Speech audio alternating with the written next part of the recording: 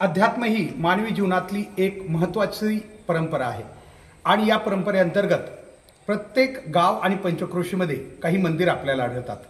आपण सध्या आहोत दहिफळ वडमावरी अर्थात या परिसरात असलेलं हे देवीचं मंदिर आहे आणि या मंदिराबद्दलची काही माहिती आपण जाणून घेणार आहोत। खरं तर श्रद्धा अंधश्रद्धा ही प्रत्येकाची आपली व्यक्तिगत बाब आहे, मात्र तरीही सामुदायिक मानवी जीवनामध्ये काही श्रद्धेला महत्त्व देऊन जे लोक एखाद्या ठिकाणी श्रद्धा ठेवून येतात त्या ठिकाणाला मंदिर आणि देवीच्या रूपाने आपण पाहतो। आजही या ठिकाणी आपण आहोत।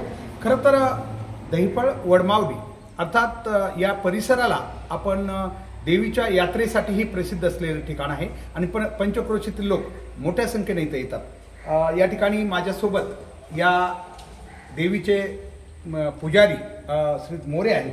काय सांगाल तुम्ही या देवीचं काय महात्म्य आहे? महात्मा म्हणजे ते कोल्हापुरातून आलेले आहेत। पूर्वी काय घटना झालेली त्या माहिती नाही, परंतु इथं आल्यावर ते नंदीच्या खुरात आलेले। अच्छा, म्हणजे तांदळा आणि ते थापण झालं। थापण झाल्यावर मग ते देवस्थान वाढत गेलं, मग ते पावाय बी लागली लोकांना।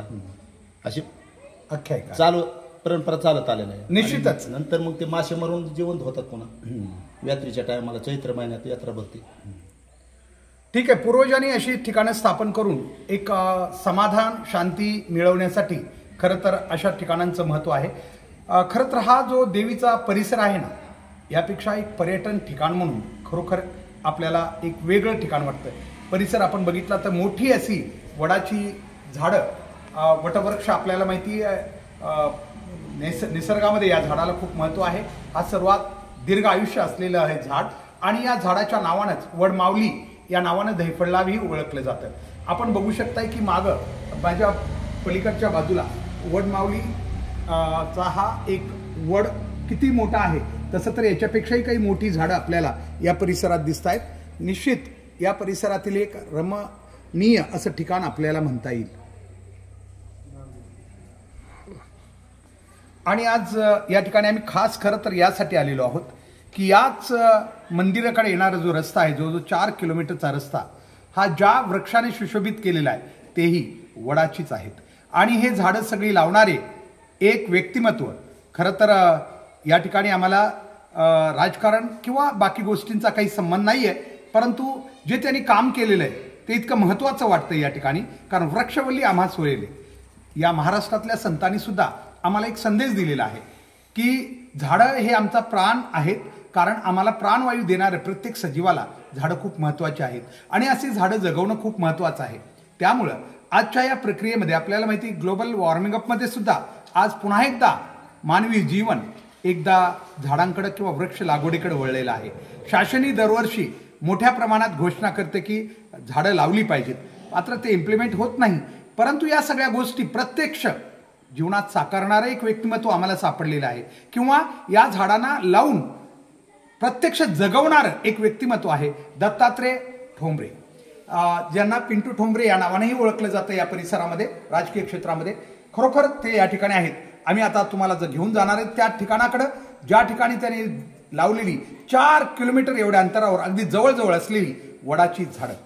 खरं तर आपल्याला केजमध्ये जे केज वासी आहेत त्यांना माहिती आहे, केवळ 8-10 आमची वडाची झाडं मोठी होती किंवा जे काही ठिकाणी होती त्यांनी आमचं केज किती सुशोभित झालं होतं, मात्र इथं त्यांनी 2000हून अधिक आणि 4 किलोमीटर एवढ्या रस्त्याच्या दुतर्फा ही झाडं लावलेली आहेत। आम्हाला वाटतं आजच्या काळामध्ये हे काम खूपच महत्त्वाचं आहे। जेव्हा तुम्ही हे बघाल ना तेव्हा नक्कीच तुमच्या नेत्रांना डोळ्यांना हे नक्कीच आवडल्याशिवाय राहणार नाही। या ठिकाणी माझ्यासोबत आहे दत्तात्रय ठोंबरे आहेत, माजी पंचायत समिती सदस्य आहेत। मी मगाच म्हटलं आपल्याला की राजकारणाचा हा या ठिकाणी आम्ही विषय घेतलेला नाही। राजकारणापेक्षा आम्हाला जे आवडलेलं आहे ते त्यांनी केलेलं वृक्षारोपण, आणि म्हणून जे चांगलं आहे ते जगापर्यंत गेलं पाहिजे, ज्या चांगल्या गोष्टीत त्या जगापर्यंत पोहोचल्या पाहिजेत। या उद्देशानं आजचा व्हिडिओ आम्ही खास आपल्यापर्यंत घेऊन येतोय। या ठिकाणी ठोंबरे साहेब काय सांगाल की फार कमी वेळ असं आढळलंय आम्हाला की या देशामध्ये किंवा या महाराष्ट्रामध्ये राज्यामध्ये राजकीय लोक फारसे असे सामाजिक किंवा ज्याला वृक्ष लागवड याकडे फार जाताना दिसत नाहीत, मात्र तुम्ही आता आम्ही येताना बघितलं, आता आपण खरं जाताना शूट करत आहोत हे सगळं। काय सांगाल याबद्दल? तुम्ही कशी प्रेरणा मिळाली तुम्हाला हे सगळं करायला? साहेब, मी एक सामान्य कुटुंबातला व्यक्ती आहे आणि मला योगायोगानं 2017 साली पंचायत समिती सदस्य म्हणून माझी निवड झाली.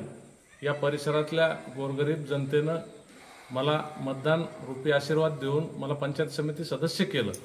तदनंतरच्या कार्यकाळात पंचायत समिती अंतर्गत नरेगा योजनेतून बिहार पॅटर्न वृक्ष लागवडीसाठी योजना चालू झाली.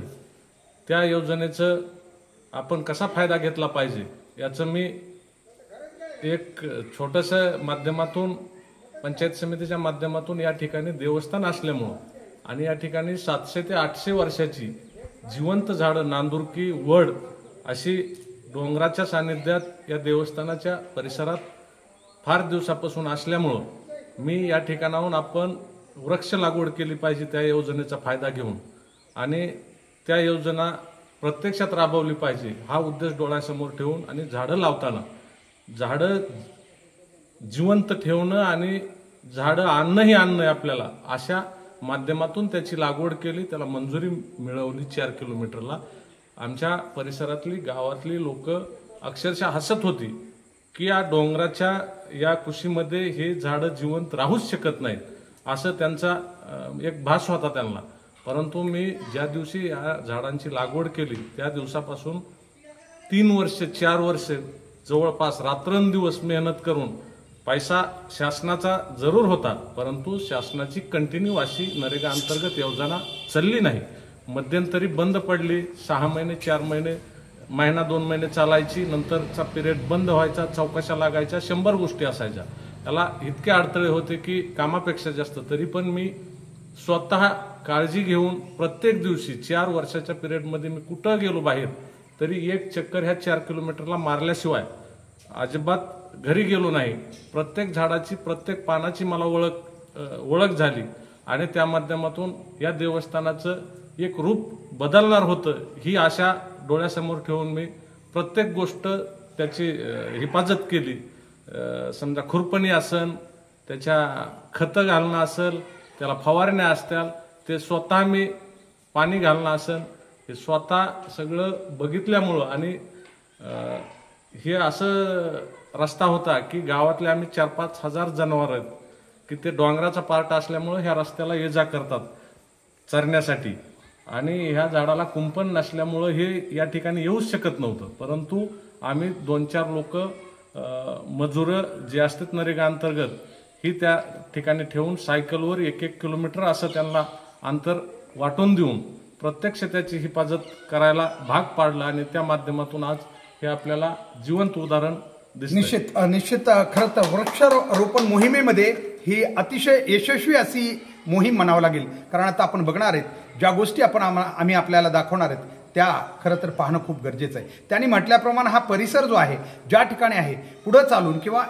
भविष्यामध्ये हा एक उत्तम पर्यटन ठिकाणसुद्धा बनू शकतो. कारण ज्या प्रकारे झाडी या ठिकाणी लावली गेलेली आहे आणि एकूण मंदिर परिसर आणि त्यानंतर इथला असलेला भौगोलिक परिसर हा पाहता डोंगराळ भाग वगैरे पाहता निश्चितच केज तालुक्यातील एक सर्वोत्तम असं पर्यटन ठिकाण म्हणून हे ठिकाण नक्कीच विकसित होईल अशी आशा बाळगायला काहीच हरकत नाही.